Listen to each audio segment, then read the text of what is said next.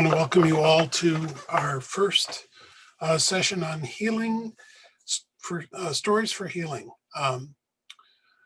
For those of you who are just stumbling on this and don't know about this new thing, this is the first instance of it. I know that we're facing a difficult time in this country as we come up upon elections. Voting is going to end in 3 days. It's probably going to be another 4 or 5 before we know the results for sure. And no matter what happens, we are going to find ourselves with a large part of the country who is bitterly disappointed. And it seems to me that the best thing we can do is not wait for that moment, but to begin right now, begin something that we should have been doing all along, which is to work towards healing. We are tremendously divided. There is so much division and fear and mistrust and hatred in this country right now. I can't remember a time like this myself. It's not that it's been great and beautiful all the time, but certainly divisions right now are sharper and deeper than I can recall.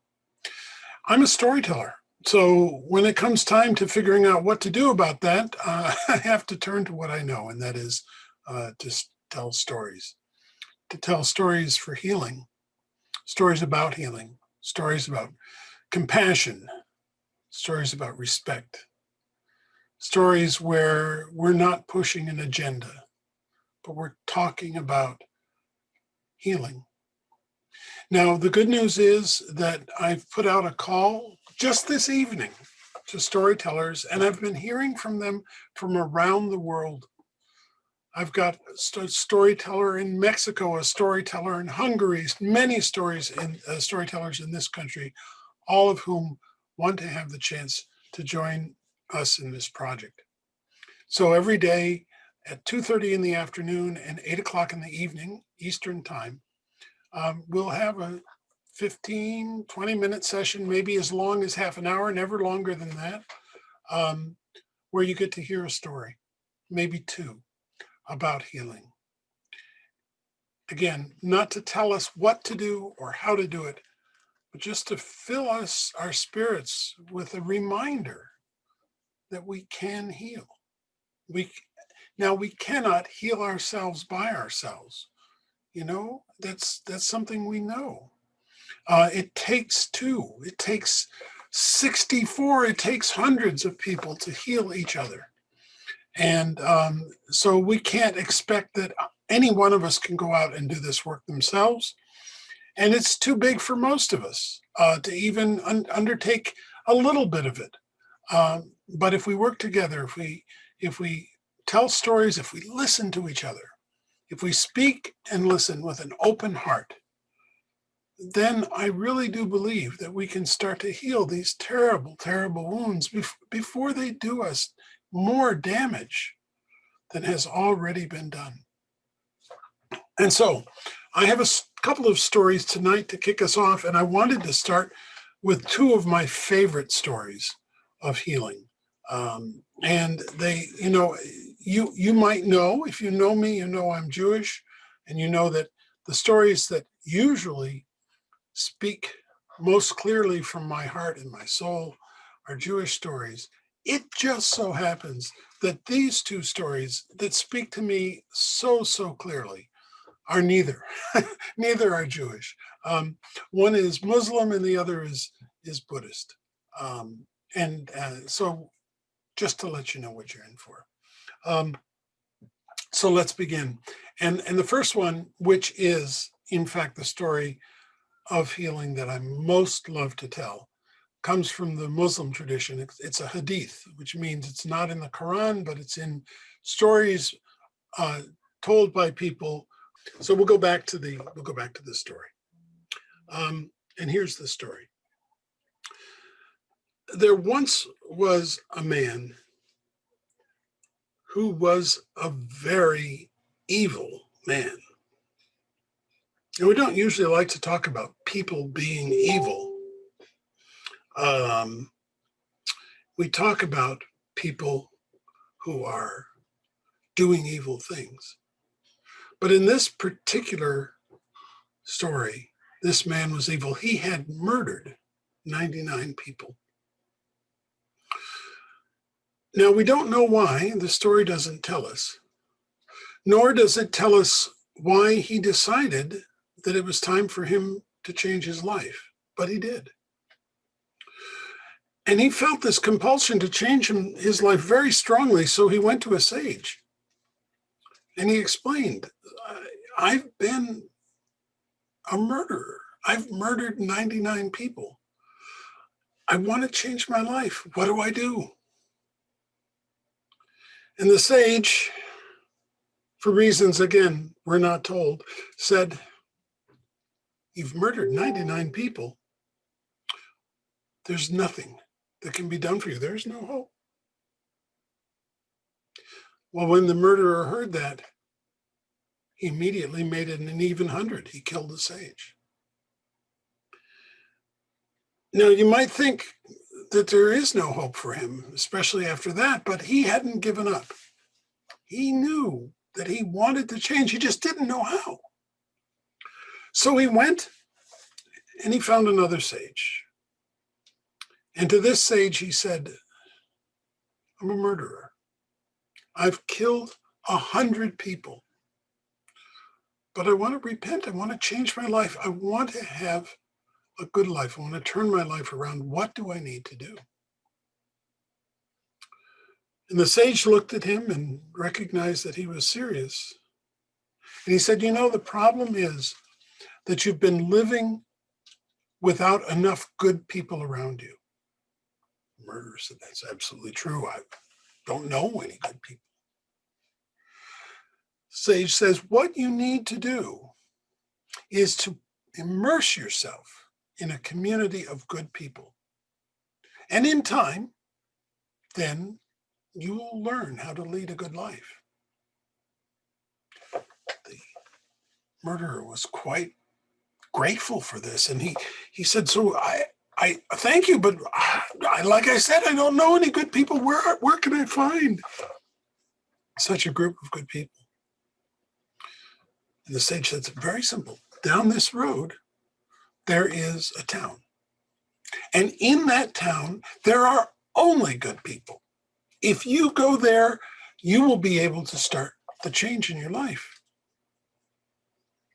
Well, he was very grateful and he thanked the sage and he headed off to walk to the next town. Now, it happened that as he was walking, the angel of death came and took his soul. And he said, and as he took his soul, a great argument broke out between the angels of heaven and the angels of hell, because in Islam, there's both. Whose soul is it? And the angels of heaven said, look at this man is trying very hard to lead a good life. He's done everything that was asked of him. He just didn't have time to finish the job. He should go to heaven. And the angels of hell said, what did he do? He took a left-hand turn. He hasn't done anything. His soul is ours. And the angels of heaven and the angels of hell just couldn't resolve the difference. So they went to the Holy One, the compassionate one, Allah, and said, what do we do? To whose realm does this soul belong? And Allah, the great, the merciful, the compassionate, said, it's very simple. Go down to earth and measure the distance from the sage's house to the town. And see how far that man had traveled. And if he had traveled more than halfway, he goes to heaven. And if he traveled less, he goes to hell. Well, the angels were very grateful, of course, because the all-knowing would know such a thing. And they headed down to earth to make the measurements. But before they could get there, Allah, God, the compassionate one, changed the earth so that he was more than halfway. God changed the earth so that one murderer could be able to repent. And the sages ask, how far down that road would he have to have walked in order for Allah to change the world? And the answer? One step. One step. Such compassion. Can you imagine? Can we have even 1,000th of that compassion in our hearts? I believe we do. I believe we do. But how do we exercise it? By taking that first step. So, one more story. And again, another favorite of mine. And this has to do also with compassion. And it comes from the Buddhist tradition. It was taught to me by Sensei Rafe Martin, in whose debt I'm profoundly in for this wonderful story. And it's a story called by a couple different names. I like to refer to it as I was taught it, the Grey Parrot. There once was a parrot who lived in this beautiful, lush forest. Now, this forest was just filled with the abundance of life. There were animals of every kind of species. There were plants and grass and the trees were magnificent. And all the beings were living in harmony with each other. Now it happened one day, one terrible day, that a fire broke out in the heart of the forest. And the fire spread. And it became very obvious to all the animals that this fire was unstoppable. So they all raced out of the forest and across the meadows till they found a river, a great wide river which they crossed. And you can imagine the animals thundering or flying or screeching as they made their way in fear to the other side of that river.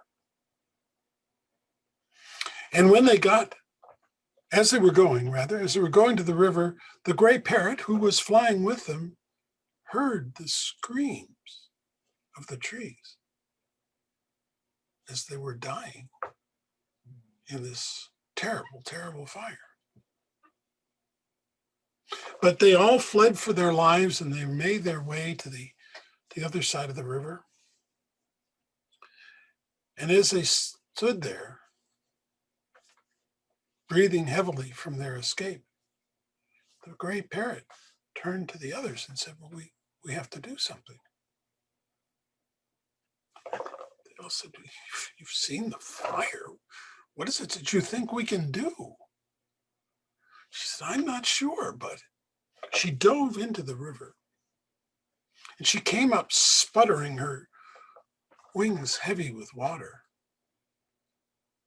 And she flew towards the fire, calling out, join me.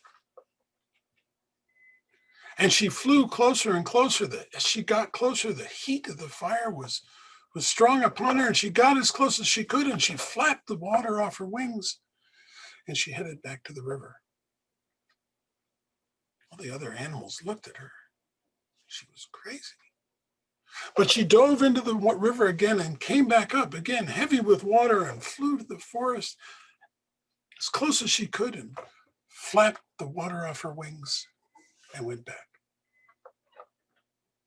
And this happened again And again, no one joined her, but she kept diving into the river, coming up, and each time the water seemed heavier.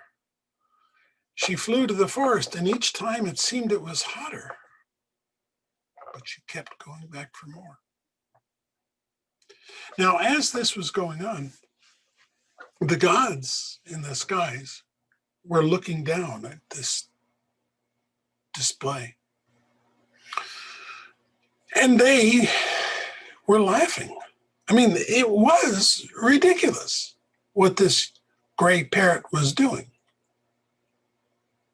She certainly wasn't going to put out the fire. And in all likelihood, she was going to die.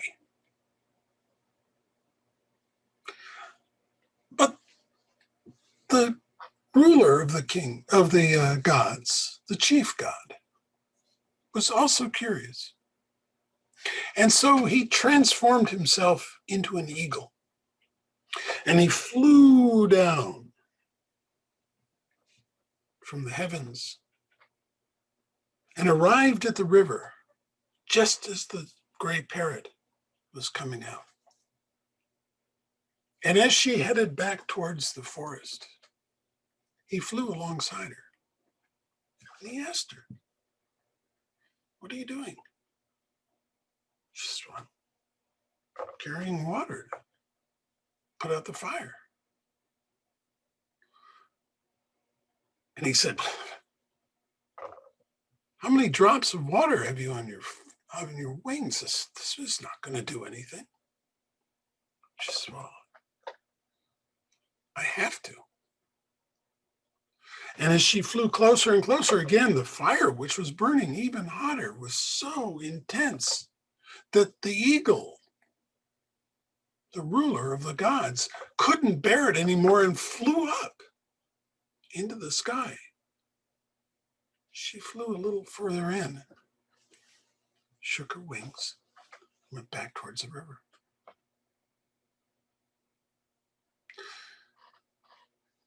The eagle soared above the fire and watched this gray parrot. And his heart grew full. And he started to weep. And his great tears fell from his eyes. And they fell upon the fire. And they extinguished the fire. And one drop fell upon the gray parrot and bestowed upon her the beautiful plumage that we see to this day.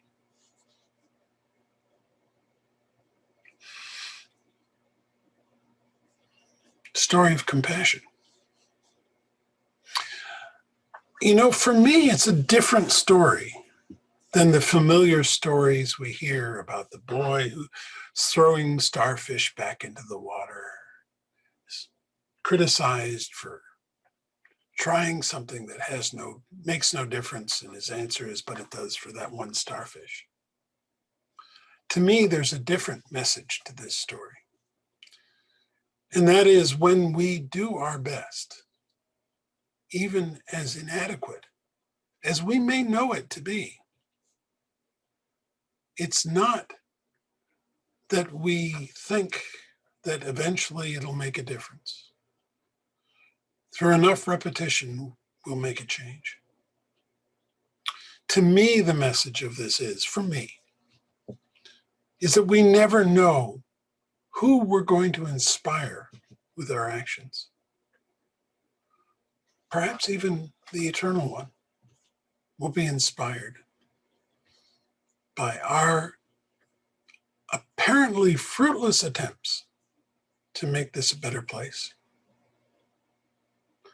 And I have to say that it feels a lot like that these days. I ask myself, what difference can a story make? But I also have to have faith, confidence, trust that by doing the right thing, we're encouraging more goodness in the world. And I know that if each of us would just take the time to hear someone else's story with an open heart and tell ours as well, that connection, that open-hearted connection, will start to change the world, one drop at a time. So, friends, I hope this has been a good 20 minutes for you. I want to remind you, we'll be here every day at 2:30 in the afternoon Eastern and 8 o'clock in the evening Eastern, at least through next Saturday. And who knows? Again, we'll have storytellers from around the world joining us. It won't always be me telling, although I expect I'll always be here. And I want to encourage you, if you are a storyteller and you have a story you'd like to share, please send me an email. Look to the love that is inside each of us. Find that spark in others and grow it. Grow it to be that healing energy that we know each of us has and each of us so desperately needs. And I want to thank the eternal source of compassion for whatever strength can be given to us to make this world a better place. Thanks for watching.